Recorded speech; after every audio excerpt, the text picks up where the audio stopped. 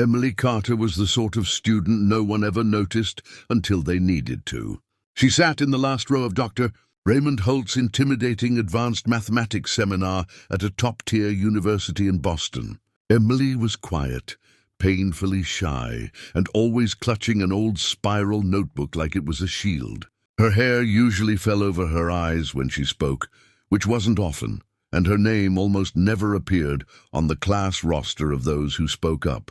But her test scores were flawless. She understood math in a way that made even other good students secretly resentful or dismissive because she never showed off. Dr. Holt, however, was someone who did show off. He loved two things: impossible problems and mocking students who failed to solve them. His lectures were peppered with sarcastic jabs, rhetorical questions, and pointed looks that made even the most confident undergrads sweat in their seats. Today he had something special planned. Emily sat hunched behind a row of tall fraternity boys, her pen scratching equations in her notebook even before Holt flicked on the chalkboard lights. She felt safer when no one could see her face.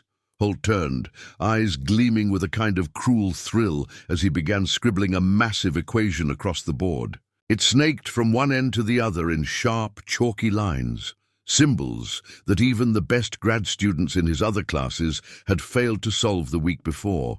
He tapped the board twice and spun around, arms folded, his tie slightly crooked. "Ladies and gentlemen," he announced, "I assume at least one of you wants to prove you belong in this room today."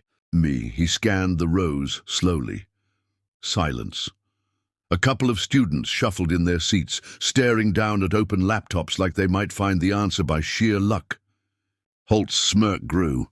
"No one? Come now, not even our resident ghost in the back?" he said, eyes landing on Emily. She flinched as the entire front row turned to see who he meant. Emily's throat felt dry. She ducked her head, but Holt leaned against the podium, waiting. "Miss Carter, stand up. You look busy scribbling. Care to share with the rest of the class?" His voice dripped with mocking politeness. A few students chuckled.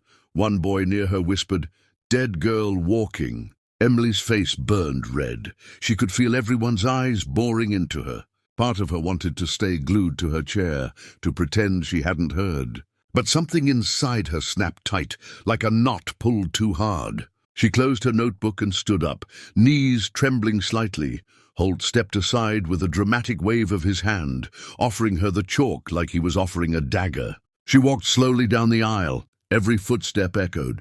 She could hear her heartbeat louder than the scraping of her shoes on the tile floor. When she reached the front, the board looked bigger than ever. The equation towered above her like a wall. Emily reached for the chalk. It felt cold and brittle in her fingers. She glanced at Holt. His smirk was back, smug, certain. A murmur rippled through the class, but she tuned it out. She looked at the board and saw not a wall, but a path. A messy, winding road she had walked in her head dozens of times when no one was watching. She began to write. Slow, steady strokes. Her small hand erased part of the professor's setup and replaced it with a line of neat symbols. Her shoulders squared as the fear melted into focus. The whispers stopped. Holt's smile flickered. A boy near the front squinted at her work, leaning forward so far his glasses slipped down his nose. Emily's mind ran faster than her chalk. Variables twisted into clarity, knots untangled, impossibilities shrank to simple steps. She wiped her brow with her sleeve and kept going. The classroom grew so quiet she could hear someone's pen click open across the room. Holt shifted his weight, arms uncrossing slowly as he tracked her writing. She stepped back for a second, checking her path. It lined up, everything aligned. No one dared laugh now, and Emily Carter, the shy ghost in the back row, was about to make the whole room remember her name. Emily barely noticed the rows of stunned faces behind her now. The chalkboard was her world. Lines and curves of numbers and symbols flowed through her mind faster than her hand could move. She broke the long equation into smaller islands, each piece connecting to the next with precise logic that left no gaps for doubt. She paused, only to wipe the sweat gathering near her hairline with the back of her hand, leaving a faint smudge of chalk dust on her temple. Behind her, Dr. Holt shifted again, the squeak of his expensive shoes echoing in the frozen silence. His smirk was gone, replaced by a tight line of disbelief. He glanced nervously at the other students as if expecting someone to shout that it was wrong, that this quiet girl had no right to crack what he called impossible. But no one spoke. No one even breathed too loudly. They were transfixed by the sight of Emily's hand moving across the massive chalkboard like it belonged there all along.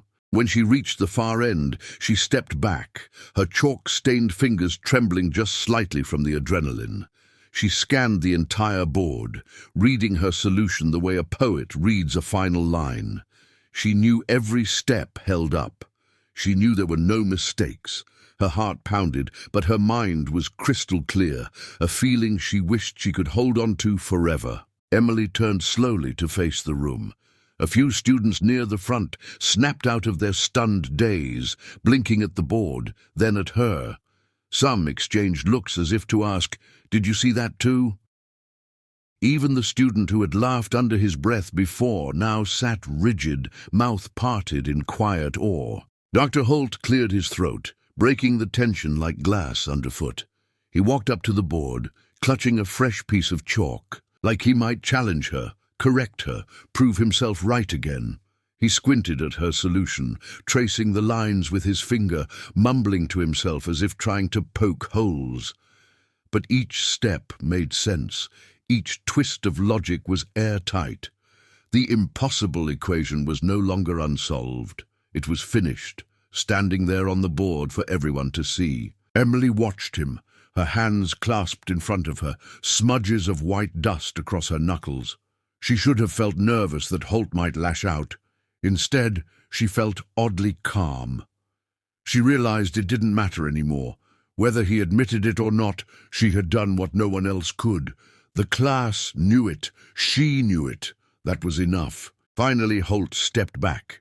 He let out a dry laugh, but it wasn't the smug laugh everyone was used to. This time it cracked at the edges, like he didn't know how to hold it together. "Well," he said hoarsely, his eyes darting around the room, hoping for someone to join him in his disbelief. No one did. All eyes were on Emily. She felt her shoulders relax for the first time in months.